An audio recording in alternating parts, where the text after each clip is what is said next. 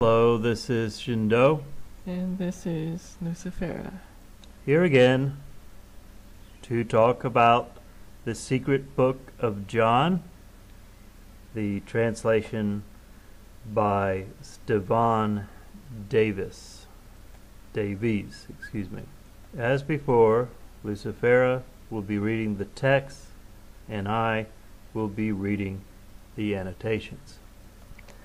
A crisis that became the world.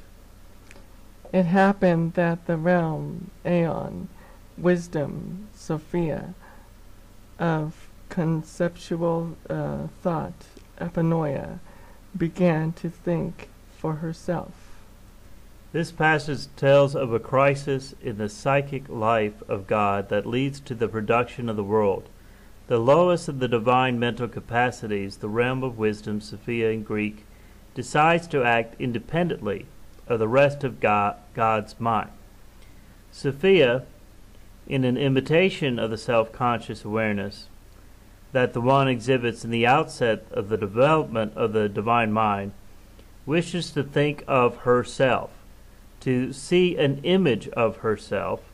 In Gnostic mythology, that is the fall. It is not the fall of Adam, but the fall of God through God's wisdom. The fall is a false desire for independent objective self-knowledge, the desire to know yourself apart from the whole mind of God. When you are part of the whole mind of God, as God's wisdom is, then the impossible quest of objective self-knowledge is a quest for objective knowledge of God. But God is, and as you are, entirely subjective. She used the thinking, enthymesis, and the foreknowledge, prognosis, of the invisible spirit. She intended to reveal an image from herself, to do so without the consent of the spirit, who did not approve. The whole of unfolding universe of eons constituting the mind of God is a single complex entity. For one element of that whole entity to seek itself individually apart from the whole, the pleroma, is to seek something that is contrary to divine nature. Part of a harmonious mind cannot act independently of the whole mind without insanity ensuing. And insanity does begin here. Although the secret book of John does not use this language, it appears to be the case that God has gone mad, or to put it less strongly, an aspect of the mind of God has malfunctioned. The rest of the book tells the consequence of this malfunction and of the efforts to repair the system. Divine madness receives psychotherapy. That is the history of this world. Without the thoughtful assistance of her masculine counterpart, who did not approve. Without the invisible spirit's consent, without the knowledge of her partner, she brought it into being. In the Hebrew Bible book of Proverbs, especially in chapters 1 and 8, God's wisdom is sometimes treated as an entity independent of God, which in this context is only a literary device, not a theological principle. But it appears to some people to be a theological principle, for wisdom speaks. She travels down to the world to be received sometimes and rejected most of the time, and she assists God in creation. The idea of an independently acting wisdom may have seemed a problematic notion to the Gnostics. They developed the idea that wisdom wrongly acted independently of God, and therefore she fell into crisis. The wisdom of God never stops being part of the mind of God. Accordingly, even though Sophia, wisdom, misconceives herself and thinks in an improper manner, not in accord with the rest of the divine mind, her thoughts take place nonetheless. What takes place in the mind of God is reality. Accordingly, because Sophia retains divine power, her thoughts become reality. The fact that a reality is sustained by the divine power means that if divine power is withdrawn, that reality will cease to exist. Sophia's power is what sustains our world. Its withdrawal is God's providential plan to ensure that all divine power will forever attain and remain in the fullness of God. Because she had unconquerable power, her thought was not unproductive. Something imperfect came out of her. The idea of God's wisdom, Sophia, having creative power is attested in the canonical books of Proverbs in the Hebrew Bible, where she is present with God during creation as a semi-independent aspect of God. Proverbs 8:22 through 36. In Proverbs, her role is entirely positive, but the idea of God's wisdom being active in creation led eventually to the Gnostics' interpretation of wisdom's creative role as being a disastrous mistake.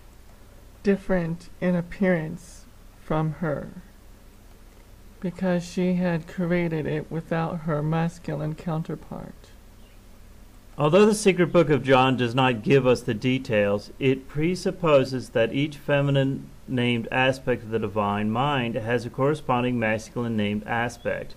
Hence, we heard earlier of the set of 5 eons being really a set of 10 androgynous eons. Sophia's masculine name counterpart is mentioned here, but we are never told his name. The thought of the wisdom of God in isolation from her counterpart produces a monstrous virgin birth. She gave rise to a misshapen being unlike herself. Instead of the self-awareness that she had tried to attain, an awareness that is impossible for the aspect of the divine mind, Sophia conceives something that is incoherent. In physical terms, it is misshapen. In the ancient world, it was often believed that the production of an infant, that the male provided form and the female substance. In the absence of a male element, Sophia has produced only substance. Sophia saw what her desire produced. It changed into the form of a dragon without lion's head, and eyes flashing lightning bolts.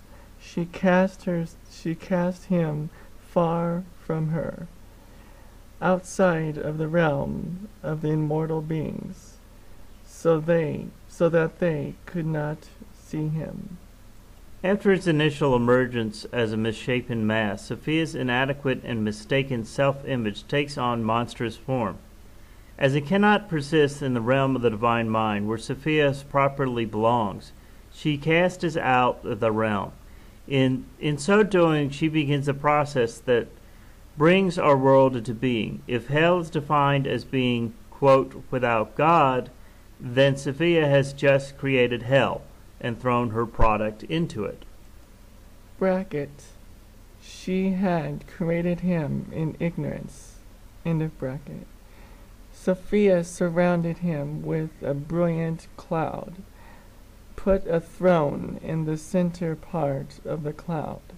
Material existence is beginning here. Instead of hearing only about the powers emerging and praising and glorifying, now we have a creature with a physical appearance and a throne amidst clouds. Sophia's intention for him is to be alone, drifting, and hidden, but he has taken power from her. He is a mental mistake by God's wisdom, and so he himself has something of the creative power that is inherent in God's mind. So that no one would see it. Bracket. Except for the Holy Spirit called the Mother of the Living, in a bracket. She named him Yaldabaoth. Like the name Barbelo, the name Yaldabaoth has the subject of the most scholarly speculation. Some have suggested that it comes from a phrase in Hebrew or Aramaic such as, quote, son of chaos, unquote, or, quote, begetter of heavens, unquote, or God of desires, quote unquote. But there is no agreement on the subject, and most of the suggestions don't fit well with Yaldabaoth's role in this myth. As with the name Barbelo, it's probably best to take Yaldabaoth as simply a name, not associated with a specific meaning. Yaldabaoth is the chief ruler. He is called ruler, which is archon in Greek. His subordinates will also be called archons or exorasa, power or energy, and sometimes even called his angels. But in English, the word demon describes them all best.